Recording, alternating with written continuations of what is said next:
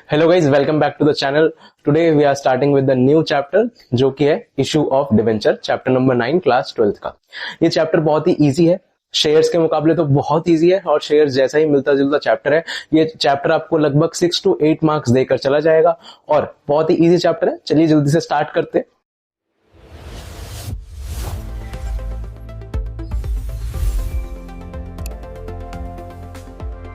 तो सर, सबसे पहले डिवेंचर का मतलब क्या होता है? सर, डिवेंचर क्या है?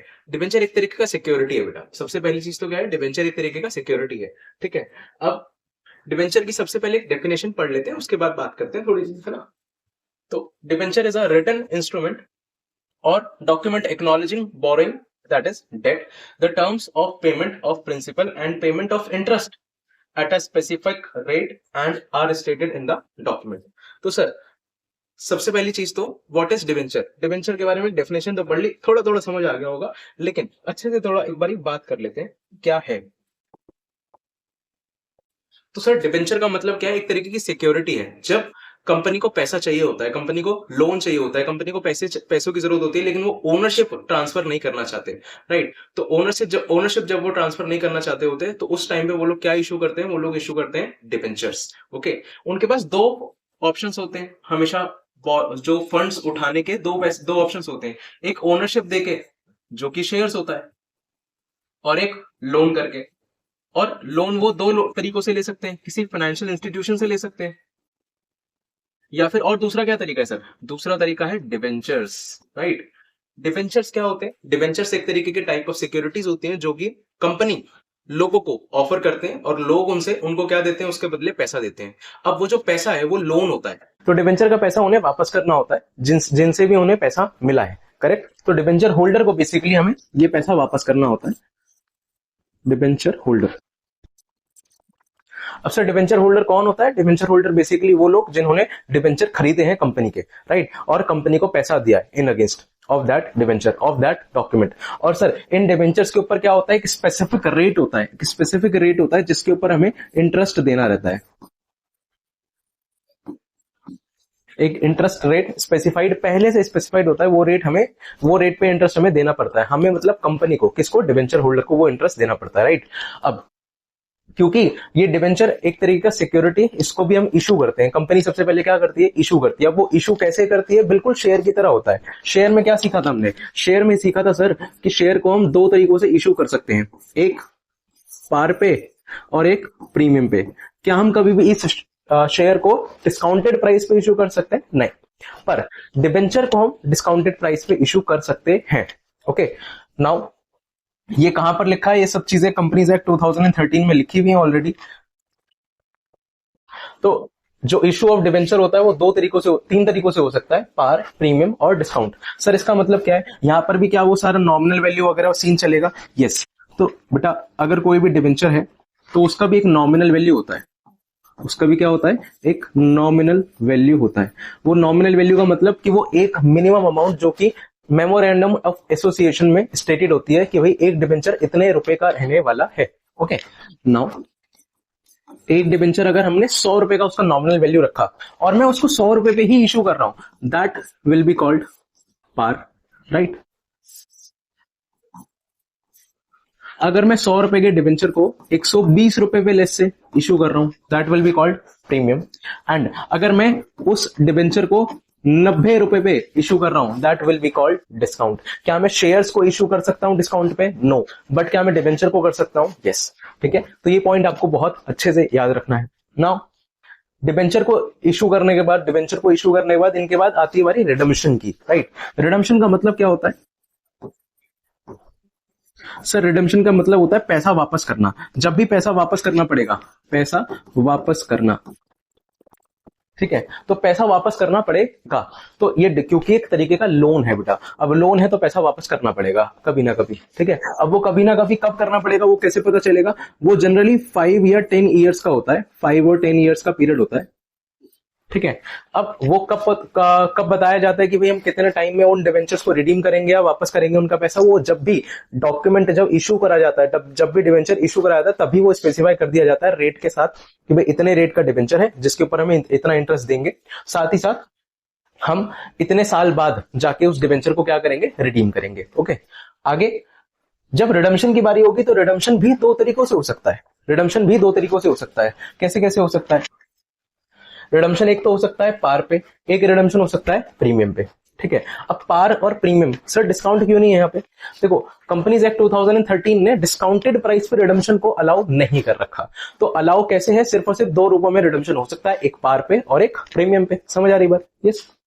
नाउ पार और प्रीमियम का मतलब कि भाई अगर मैंने, मेरा जो डिबेंचर था 100 रुपए का था और मैं 100 रुपए में ही वापस कर रहा हूँ, 100 रुपए ही वापस करूंगा अपने डिबेंचर होल्डर को, that will be called case of par, right. और मैं अगर वापस करते समय 130 रुपए वापस करूंगा, 120 मतलब नॉमिनल वैल्यू से ज्यादा वापस करूंगा, that will be called premium. कितना क्लियर है? आगे बढ़े तो इसी तरीके से अगर हम देखें इशू और रिडम्पशन को दोनों को साथ में मिला के अगर चले तो उस तरीके से हमारे पास टोटल मिला के 6 केसेस बन सकते हैं। कैसे? देखिए, अगर मैं बोलूं मैं डिबेंचर इशू कर सकता हूं पार पे, प्रीमियम पे और डिस्काउंट पे। ठीक है, तो अगर मैंने इशू करा पार पे, रिडीम हो रहा है पार पे, पहला केस। ठीक है, ये हो गया मेरा पहला केस। दूसरा केस, इशू करा मैंने पार पे, रिडीम होगा प्रीमियम पे, दूसरा केस। ऐसे ही यहाँ पे तीसरा, चौथा, पांचवा और छठा, राइट। ये 6 केसेस हैं हमारे पास जो कि हमें देखने हैं, अभी सीखने हैं। यही हम इस वीडियो में सबसे पहले तो कवर करने वाले हैं। ओके, तो वीडियो को जरूर से जरूर पूरा एंड तक देखिएगा। वीडियो अच्छी लगे तो लाइक कर दीजिएगा, चैनल को सब्सक्राइब कर दीजिएगा, और कोई भी डाउट आए पूरी वीडियो में तो आप प्लीज उसको कमेंट में पूछ लीजिएगा, मैं आपको जरूर से जरूर उसका रिप्लाई कर दूंगा। तो आगे बढ़ते हैं। सबसे पहले पार का मतलब मैंने इशू करा 100 रुपए पे, मैंने प्रीमियम का मतलब मैंने मान लीजिए इशू करा मैंने 120 रुपए पे, और मान लीजिए यहाँ पे मैंने इशू करा 90 रुपए पे, और मैं रिडीम करूंगा तो मैं वापस कितने करूंगा सर? मैं 100 रुपए वापस करूंगा, और या फिर मैं वापस करूंगा तो मैं वापस कितने करूंगा? लेस से 130 रुपए में वापस करूंगा। ठीक है, हाँ। अब एक बात समझने वाली यहाँ पर क्या है कि आप लोग बोलोगे सर कोई मूर्ख ही होगा, है ना, कोई मूर्ख ही होगा कि अभी जब पैसा वापस करना है, अभी जब पैसा कंपनी को देना है तो कंपनी को पैसा कितना मिलेगा? कंपनी को पैसा कितना मिलेगा? कंपनी को पैसा मिल रहा है लेट्स सपोज 120 रुपए, और जब उसको वापस करने पे वापस करेगी कंपनी तो पैसा वापस तो कितना करेगी? वो सिर्फ 100 रुपए करेगी, तो उल्टा उसको 20 रुपए कम मिलेंगे 10 साल बाद। तो ये तो बेकार बात है ना। तो बेटा देखो, सिंपल रीजन है वहां पे कि लोगों को, डिबेंचर होल्डर को क्यों ऐसा agree in terms of conditions पे क्यों एग्री कर जाते हैं लोग? क्योंकि उनको इंटरेस्ट की कमाई होती है, इंटरेस्ट बहुत अच्छा मिलता है। 11%, 10% का अगर इंटरेस्ट रेट मिल रहा है तो फिर क्या बुराई है? क्योंकि क्योंकि अगर कोई पैसा सेव करके बैंक में रखेगा तो बैंक में हद से उसको कितना इंटरेस्ट मिल जाएगा? 7% का इंटरेस्ट मिल जाएगा। लेकिन वही डिबेंचर के ऊपर उसको कितना इंटरेस्ट मिलेगा? 9%, 11%, 12%, है ना। तो बेनिफिट है। तो अगर उसको फ्यूचर में 20 रुपए कम भी मिल रहे हैं 100 रुपए के बदले, 120 देके वापस जब मिलेंगे तो 100 रुपए ही मिलेंगे, 20 रुपए का नुकसान भी हो रहा है पर डिवेंचर, तब भी उसको इंटरेस्ट की कमाई इतनी हो जाएगी कि उसको कोई दिक्कत नहीं होगी, है ना। तो ये बात है। इस वजह से क्या होता है, जो लोग डिवेंचर्स लेते हैं, डिवेंचर्स खरीदते हैं, तो वो इन टर्म्स एंड कंडीशंस पे एग्री कर भी जाते हैं। ठीक है, इसलिए कंपनीज एक्ट ने बोला कि भाई आप डिस्काउंटेड प्राइस पे रिडीम नहीं कर सकते, इशू कर लो कोई बात नहीं, है ना। तो अब धीरे धीरे इन केसेस के बारे में समझते हैं बेटा। The very first case we have is, यहां पर क्या हो रहा है कि हमने इशू करा है डिबेंचर को पार पे, और रिडीम कैसे हो रहा है? रिडीम हो रहा है पार पे। सिंपल है। जैसे डिबेंचर्स को, जैसे शेयर्स को हम इशू करा करते थे कैसे? लमसम में और इंस्टॉलमेंट्स में, वैसे ही डिबेंचर्स को भी हम लमसम और इंस्टॉलमेंट्स में दो तरीकों से इशू कर सकते हैं। मगर हम यहाँ पर इस पूरे चैप्टर में ज्यादातर एंट्रीज किसकी पाएंगे आप लोग जब क्वेश्चन पढ़ रहे होंगे या क्वेश्चन कर रहे होंगे अब, तो हम देखेंगे सबसे ज्यादा एंट्रीज जो है वो ज्यादातर किस चीज की हो रही है? वो लमसम की हो रही है। लमसम वाले केसेस ज्यादा है क्वेश्चन में। ठीक है ना, आपके खासकर स्पेसिफिकली अगर मैं बात करूं टीएस ग्रेवाल की बुक में, और जो क्वेश्चन आपको पूछे भी जाते हैं बोर्ड्स में, वहां पर भी लमसम वाले क्वेश्चन ज्यादा आते हैं इन कंपैरिजन टू इंस्टॉलमेंट। ठीक है, ये चीज अपने को ध्यान रखनी है। तो अभी जो सारे केसेस हम पढ़ रहे हैं वो लमसम वाले के हिसाब से पढ़ रहे हैं, राइट। तो issue of debentures at par, और रिडीम कैसे हो रहा है? पार पे हो रहा है। सर मतलब मुझे जब पैसा मिलेगा तो भी 100 रुपए मिलेगा, कंपनी को पैसा मिलेगा तो 100 रुपए मिलेगा, और कंपनी को जब पैसा वापस करना है तो भी कितना वापस करना है? 100 रुपए वापस करना है। कोई दिक्कत नहीं है इसमें। तो अब जब कंपनी शेयर्स इशू करती थी तो हम लमसम के केस में एंट्रीज करते थे। लमसम के केस में एंट्री क्या करते थे? सर पैसा आता था और उस पैसे को हम उसके अगेंस्ट में एंट्री पास करते थे, bank account debit to share application and allotment. इसी तरीके से बेटा यहां पर भी एंट्री पास करनी है, bank account debit to debenture application and allotment. Share की जगह बस डिबेंचर लगाना है, सिंपल है। फिर आगे debenture application and allotment to, अब देखो अगर मैं शेयर की बात करूं तो यहां पर मैं क्या करता था? यहां पर मैं लिखता था शेयर कैपिटल। पर जहां पर भी एक बहुत सिंपल सी चीज है, इंस्टॉलमेंट में भी एक ये लग जाएगा, लागू हो जाएगी ये चीज, कि जहां पर भी शेयर कैपिटल आता था, जहां पर भी शेयर कैपिटल आता था वहां पर हमें क्या पुट कर देना है, वहां पे परसेंटेज डिवेंचर अकाउंट पुट कर देना है। सर परसेंटेज के आगे डैश क्यों है बेटा? परसेंटेज का साइन, परसेंटेज का अमाउंट 9%, ठीक है, 9%, 10% जो भी आपका रेट दे रखा होगा क्वेश्चन में, वो वाले रेट की हम बात कर रहे हैं यहाँ पे, राइट। तो 9% डिवेंचर का रेट दे रखा है, 9% आ गया, शेयर कैपिटल की जगह पर परसेंटेज डिवेंचर अकाउंट को यूज करना है, बहुत सिंपल चीज है। Okay, yes. तो पहला केस तो हो गया सर। तो अब सेकंड केस के बारे में बात कर लेते हैं। सेकंड केस में क्या लिखा है बेटा? सेकंड केस में लिखा है issue of debentures at premium that is 120 and redeemable at par. मतलब जब कंपनी को पैसा मिलेगा तो पैसा कितना मिलेगा? पैसा मिलेगा 120 रुपए, और कंपनी को जो पैसा वापस करना है तो कितना पैसा वापस करना है? That is only 100 rupees, right. Now सबसे पहले पैसा मिलने की बारी, तो पैसा मिलने के लिए एंट्री क्या होगी? Bank account debit to debenture application and allotment. What will be the amounts? Amounts आएगा बेटा 120 रुपए और 120 रुपए, क्योंकि पैसा तो कितना मिला मुझे? पैसा सर 120 रुपए मिला, right. Now debenture application and allotment बिल्कुल वही सेम अमाउंट आ जाएगा जो ऊपर मिला हमें। फिर अब देखो शेयर्स में भी ऐसा करा था हमने, जब शेयर्स को इशू करते थे प्रीमियम पे तो हम क्या करते थे? जो कैपिटल, जो नॉमिनल वैल्यू वाला अमाउंट था वो शेयर कैपिटल में ट्रांसफर करते थे, और जो प्रीमियम वाला अमाउंट था वो कहां पर? वो प्रीमियम में जाता था। सेम ऐसे यहां पे हो रहा है, जो परसेंटेज डिवेंचर वाला अमाउंट है वहां पर क्या आएगा? कौन सा अमाउंट आएगा? नॉमिनल वैल्यू आएगा सर। अब नॉमिनल वैल्यू यहां पर कितना है? मैंने तो 100 लिया है, राइट। अब प्रीमियम कितना हो जाएगा? प्रीमियम हो जाएगा 20 रुपए, करेक्ट। तो सिक्योरिटीज प्रीमियम में कितना चला गया? 20 रुपए। This is the second case. Sir redemption के बारे में तो स्पेसिफिक कुछ बात हो ही नहीं रही बेटा। अभी जब रिडम्पशन में प्रीमियम में बात करेंगे, जब रिडम्पशन हो रहा होगा प्रीमियम पे तो कुछ अलग चीजें हो जाएंगी, थोड़ी अलग नई चीजें आ जाएंगी आपके सामने। पर जब तक रिडम्पशन पार में हो रहा है तो वो तो बहुत इजी केसेस रहे, ठीक है। नेक्स्ट केस भी है जहां पर रिडम्पशन डिस्काउंट पे हम इशू कर रहे हैं और रिडम्पशन हो रहा है पार पे। अब इस बार डिस्काउंट पे इशू कर रहे हैं, मतलब 10 रुपए कम मिलेंगे मुझे, लेकिन मुझे पैसा वापस कितना करना है? पूरे 100 रुपए वापस करने हैं, राइट। तो अब सबसे पहली चीज, मेरे को पैसा कितना मिलेगा सर? पैसा तो मिलेगा 90 रुपए। Bank account debit to debenture application and allotment, 90 रुपए, 90 रुपए, ठीक है। नाउ क्या ऊपर जितना पैसा मिला उतना ही यहां पर आ जाएगा? बिल्कुल। तो डिवेंचर एप्लीकेशन एंड अलॉटमेंट के सामने कितना पैसा आ जाएगा बेटा? 90 रुपए।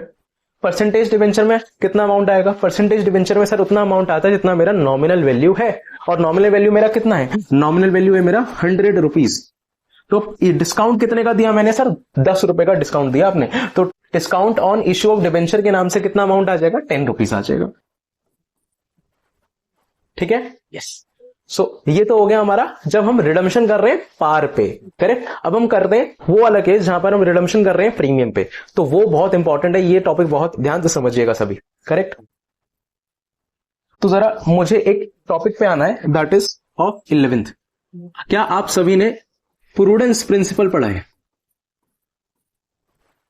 सर प्रूडेंस प्रिंसिपल तो वही था ना जहां पर बात होती थी don't anticipate any profit but provide for all possible losses, है ना? याद है 11वीं की बातें? तो 11वीं में क्या सीखा था बेटा कि भाई फ्यूचर में होने वाले जितने भी लॉसेस हैं आप उनको आज ही रिकॉर्ड कर लो। फ्यूचर में अगर आपको डाउट भी हो रहा है कि कोई खर्चा होगा या फिर फ्यूचर में कोई खर्चा होने वाला है तो उसको आप आज ही रिकॉर्ड कर लो, मगर फ्यूचर में कोई प्रॉफिट होने वाला है तो उसको आप आज रिकॉर्ड ना करके तभी रिकॉर्ड करना जब वो एक्चुअल में रियलाइज हो जाए। पर मुझे तो किसके बारे में बात करनी है? लॉस के बारे में, ठीक है। अब अगर मुझे फ्यूचर में प्रीमियम पे रिडीम करना है, अगर फ्यूचर में मैं प्रीमियम पे रिडीम करूंगा, लेट्स से मेरा जो नॉमिनल वैल्यू 100 रुपए था और मैं जब पैसा वापस कर रहा हूं तो मैं कितना पैसा वापस करूंगा बेटा? 130 रुपए वापस करूंगा मैं। कितना? 130 रुपए वापस करूंगा। अब मैं 30 रुपए फालतू पैसा वापस करना है मुझे, 30 रुपए फालतू अगर मुझे वापस करना है तो मैं क्या करूंगा? वो लॉस है मेरा फ्यूचर का। अब क्योंकि प्रूडेंस है, प्रूडेंस प्रिंसिपल ने सिखाया था हमें कि फ्यूचर में होने वाले कोई भी लॉस को आप आज ही रिकॉर्ड कर लो, राइट। तो आप इस 30 रुपए को, क्योंकि मुझे फ्यूचर का लॉस है, क्योंकि मुझे अभी रिकॉर्ड करना पड़ेगा बिकॉज ऑफ प्रूडेंस प्रिंसिपल, तो मैं क्या करूंगा? इस 30 रुपए को आज ही रिकॉर्ड कर लूंगा। तो मेरे को जो एक्स्ट्रा पैसा देना पड़ेगा सर, मेरे को जो प्रीमियम का अमाउंट देना पड़ेगा फ्यूचर में, वो मेरा आज की तारीख में क्या है? मैं उसको लॉस के तरीके से रिकॉर्ड कर लूंगा, लॉस की तरह रिकॉर्ड कर लूंगा। और हमें सबने सीखा था हमने कि सारे के सारे लॉसेस को हम क्या करते हैं बच्चों? सारे के सारे लॉसेस को हम डेबिट करते हैं। तो सारे लॉसेस को हम क्या कर देंगे? Debit, right. अच्छा, क्या मुझे फ्यूचर में पे करना है तो मेरे लिए वो लायबिलिटी नहीं बनेगा? बिल्कुल बनेगा सर। तो वो लायबिलिटी के तौर पर रिकॉर्ड कर लेंगे, प्रीमियम को हम लायबिलिटी भी दिखा देंगे। और वो नाम क्या होगा उस लाइबिलिटी का? नाम होगा premium on redemption of debentures. ठीक है, ये एक छोटी सी एंट्री अब आपको तरीके से समझ आएगी कि हमने ये टॉपिक क्यों पढ़ा। देखो सिंपल है, अभी तक मैंने जो डिस्कशन करा कि प्रूडेंस प्रिंसिपल क्या बताता है कि फ्यूचर में होने वाले कोई भी लॉसेस, जो कि यहां पर लॉस हो रहा है, एक 30 रुपए का जो लॉस हो रहा है, क्योंकि फ्यूचर में मुझे ज्यादा पैसा वापस करना है ना, तो ज्यादा पैसा वापस करना है, तो वो जो लॉस होगा मेरा उसको मैं आज ही रिकॉर्ड कर लूंगा because of prudence principle. Correct? Yes sir.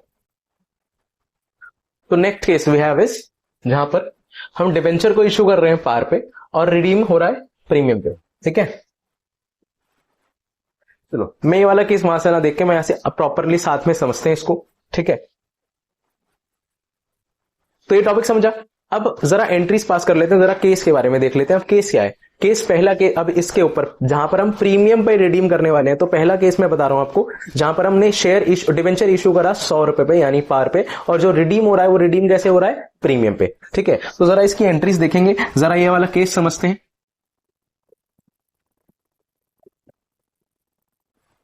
तो सर केस क्या है? केस है कि हमने 100 रुपए पे 100 रुपए पे इशू करा है और प्रीमियम पे रिडीम होगा, वापस करेंगे तो 130 रुपए वापस करेंगे सर हम।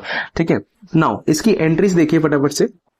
सबसे पहली एंट्री तो बहुत बेसिक है। सबसे पहली एंट्री क्या हो जाएगी? बैंक में पैसा आने की, bank account debit to debenture application and allotment, यही आएगा। अमाउंट कितना आएगा सर? अमाउंट आएगा पूरे 100 रुपए, क्योंकि हमने 100 रुपए पे इशू करा, राइट। अब debenture application and allotment account debit करेंगे, वही सेम अमाउंट आएगा जितना ऊपर आया हमें 100 रुपए। इसमें कोई दिक्कत नहीं होनी चाहिए किसी को भी। To percentage debenture. अब परसेंटेज डिवेंचर अकाउंट में कौन सा पैसा आएगा? परसेंटेज डिवेंचर अकाउंट में तो सर नॉमिनल वैल्यू आती है हमेशा, नॉमिनल वैल्यू आ गई 100 रुपए, इसमें भी कोई दिक्कत नहीं है सर। अब वो जो 30 रुपए फ्यूचर में ज्यादा लौटाने उसका क्या होगा? तो देखो, क्योंकि अभी हमने बात करी वो लॉस है मेरा, वो लॉस है तो उसको कैसे रिकॉर्ड करूंगा मैं? Loss on issue of debenture account. कितने रुपए का लॉस हो रहा है मुझे लॉस हो रहा है सर 30 रुपए का, राइट। आगे अब ये जो लॉस है, ये लॉस साथ ही साथ मेरा लॉस होने के साथ साथ मेरा वो लाइबिलिटी भी बन रहा है, और हमेशा हमने सीखा है एक लाइबिलिटी को हम क्या करते हैं, जब भी वो लाइबिलिटी क्रिएट होती है तो उसको हम क्रेडिट करते हैं। तो to premium on redemption of debenture, premium on redemption of debenture account. और कितने का लाइबिलिटी मेरा क्रिएट हो जाएगा बेटा? 30 रुपए का लाइबिलिटी मेरा क्रिएट हो जाएगा। रीजन बीइंग क्योंकि मुझे फ्यूचर में वो 30 रुपए ज्यादा लौटाने हैं। ठीक है, तो ये है हमारा केस नंबर 4, जहां पर हमने पहली बार ये देखा कि अगर डिबेंचर प्रीमियम पे रिडीम हो रहा है तो क्या होगा। ठीक है, ये बहुत इंपॉर्टेंट चीज थी। आई होप आपको ये समझ आ गई होगी, बिकॉज प्रूडेंस प्रिंसिपल लग रहा है यहाँ पे, और प्रूडेंस प्रिंसिपल की वजह से इस 30 रुपए को हम ऐसे रिकॉर्ड कर रहे हैं। करेक्ट है? यस। देखिए यही एंट्री लिखी हुई है यहाँ पर भी। Now moving to next case, जहां पर पार की जगह क्या है? पार की जगह है प्रीमियम, जहां पर हमने प्रीमियम पे इशू करा और रिडीम भी कैसे हो रहा है? प्रीमियम पे हो रहा है सर। तो अब यहां पर इसके लिए एंट्री क्या होगी? सिंपल सी चीज है। अगर पहली चीज क्या है? सबसे पहले तो हमें इशू करा हमने प्रीमियम पे, तो इशू करा प्रीमियम पे तो पैसा कितना आएगा? पैसा आएगा 120 रुपए। इन केसेस को मैं जरा साथ में लिखना चाहूंगा आप लोगों के। तो केस नंबर 4 क्या है? जहां पे हमने इशू कितने पे करा? इशू करा मैंने लेट्स सपोज 120 रुपए पे, और रिडीम कैसे होगा बेटा? रिडीम हो रहा है भी प्रीमियम पे यानी 130 रुपए पे। ठीक है, 10 रुपए बढ़ा दिया लेकिन कोई दिक्कत नहीं है वो ना। एंट्री बहुत सिंपल सी होगी, पहली तो सेम ही होगी, bank account debit to debenture application and allotment. कितना पैसा आएगा सर? पैसा तो आएगा सर 120 रुपए। ठीक है, उसके बाद debenture application and allotment account, debenture application and allotment account, यहां पर कितना पैसा आएगा? यहां पर भी सेम अमाउंट आएगा जितना हमें ऊपर मिला 120 रुपए। करेक्ट है। फिर to percentage debenture. Sir percentage debenture में कौन सा अमाउंट आता है? हमेशा आता है nominal value, that is 100 rupees. Now securities premium भी आएगा, क्योंकि हमने इशू तो प्रीमियम पे करा है ना बच्चों, तो अपने बेसिक्स नहीं भूलने। तो अगर हमने इशू करा प्रीमियम पे, तो इशू वाला जो प्रीमियम होता है वो कहां ट्रांसफर करते हैं? हमेशा सिक्योरिटीज प्रीमियम अकाउंट में ट्रांसफर करते हैं। और कितने प्रीमियम पे करा है मैंने सर 20 रुपए के प्रीमियम पे इशू करा है, ये वाला। राइट। 120 रुपए के शेयर, 120 रुपए पे इश्यू करा था, 20 रुपए का प्रीमियम है उसमें, जो कि मैंने इश्यू करते टाइम प्रीमियम इश्यू करा है, प्रीमियम पे इश्यू करा है, राइट। नाउ अब ये जो फ्यूचर में मुझे एक्स्ट्रा पैसा लौटाना है, कितना एक्स्ट्रा लौटाना है सर? आप लोग बोलोगे कि सर 10 रुपए लौटाने, क्योंकि हमने 120 हमारे पास आए थे, 130 लौटाने पड़ रहे हैं, तो 10 रुपए एक्स्ट्रा लौटाने पड़ रहे हैं, तो मेरा 10 रुपए आना चाहिए लॉस पर। ये चीज यहां पर सुन लेना ध्यान, बहुत इंपॉर्टेंट और बहुत इंटरेस्टिंग चीज है। जब भी आपको इश्यू प्राइस देखना है, इश्यू वाला प्राइस देखना है, जब भी आपको रिडम्पशन वाला प्राइस देखना है, आपको हमेशा बीच में एक दीवार रखनी है बेटा, और उस दीवार को क्या बोलोगे आप? उस दीवार को बोलोगे बेटा नॉमिनल वैल्यू। सर यहाँ पे नॉमिनल वैल्यू थी 100 रुपीज, हमने इश्यू करा 120 पे, तो 20 रुपए का प्रीमियम बोला हमने यहाँ पर, और हम जब रिडीम कर रहे हैं तो 130 पे रिडीम कर रहे हैं, 130 पे रिडीम कर रहे हैं, तो यहां पर भी प्रीमियम कितने का बोलेंगे? 30 रुपए का। तो इसका मतलब सर नुकसान कितने का? 30 रुपए का होगा। हाँ ठीक है, तो ये चीज ध्यान रखना, हमेशा बीच में एक नॉमिनल वैल्यू की दीवार होगी 100 रुपए, जो कि हमारा 100 रुपए है नॉमिनल वैल्यू। अगर क्वेश्चन में कुछ और वैल्यू होगा तो वो, तो रिडम्पशन के टाइम पे हमने 130 वापस करने हैं, तो इसका मतलब 30 रुपए फालतू वापस करने हैं। ठीक है, तो एक्चुअल में हमारा लॉस कितने का हो रहा है? 30 रुपीज का लॉस हो रहा है सर। तो मैं उसको लिखूंगा loss on issue of debenture account. कितने रुपए का लॉस हो रहा है? 30 रुपए का। सर मेरी लाइबिलिटी कितने की क्रिएट हो रही है? To premium on redemption of debenture. और ये कितना अमाउंट आ जाएगा बच्चों? सेम अमाउंट जितना हमें लॉस हुआ है, 30 रुपीज का। करेक्ट है? Yes sir. अच्छा, अब एक चीज समझने वाली यहां पर क्या है, सिंपल सी, ये तो केस 5 हो गया। अब नेक्स्ट केस है हमारा, नेक्स्ट केस है केस नंबर 6। तो अब केस नंबर 6 के बारे में बात कर लेते हैं। केस नंबर 6 क्या है बेटा? लास्ट केस हमारा कि भाई हमने इशू करा डिबेंचर को डिस्काउंटेड प्राइस पे, और रिडीम कितने पे हो रहा है? वो 130 रुपीज, यानी प्रीमियम पे। करेक्ट? यस। अब पहली एंट्री क्या होगी? पहली एंट्री तो बहुत सिंपल है, जैसा कि हम रेगुलर बेसिस पे अभी तक करते आ रहे हैं, that is bank account debit to debenture application and allotment. कितने रुपए से होगा बेटा वो एंट्री? वो एंट्री होगा बेटा 90 रुपए से। करेक्ट? तो 90 रुपए, क्योंकि बेटा पैसा कितना आया? पैसा तो 90 रुपए आया ना, तो 90 रुपए। राइट? अब नेक्स्ट एंट्री क्या होगी? नेक्स्ट एंट्री समझने वाली है, बहुत ध्यान से समझिएगा। Debenture application and allotment account debit, जितना ऊपर आया पैसा वही सेम। ठीक है, टू परसेंटेज डिबेंचर। मैंने अभी थोड़ी देर पहले बताया आपको कि भाई परसेंटेज डिबेंचर में हमेशा कौन सा वैल्यू आने वाला है? हमेशा नॉमिनल वैल्यू आएगा। तो नॉमिनल वैल्यू सर कितना है? नॉमिनल वैल्यू है 100 रुपीज। ओके, नाउ क्या हमने डिस्काउंट दिया? बिल्कुल दिया। तो discount on issue of debenture account, discount on issue of debenture account. Sir discount कितने का दिया आपने? 10 रुपए का। तो वो 10 रुपए का डिस्काउंट क्या कर देंगे हम? डेबिट कर देंगे। ठीक है, जरा एक सेकंड दीजिएगा मुझे। अब आगे समझते हैं एक चीज समझ। अब क्योंकि फ्यूचर में क्या होने वाला है? फ्यूचर में लॉस होने वाला है ना? फ्यूचर में लॉस होने वाला है, तो उस लॉस को आप आज रिकॉर्ड करोगे? नहीं करोगे? बिल्कुल करोगे, because of prudence principle. Correct? Yes. तो loss on issue of debenture account, कितने का लॉस होने वाला है बच्चों मुझे? 30 रुपए का। बिल्कुल। और ये मेरी लाइबिलिटी भी तो बन जाएगा, तो to premium on redemption of debenture account. कितने का प्रीमियम है? 30 रुपए। बिल्कुल करेक्ट। तो this will be the entry for issue of debentures at discounted price but redeemable at premium. Okay, yes. ये दो एंट्रीज होंगी हमारी, 1 and 2।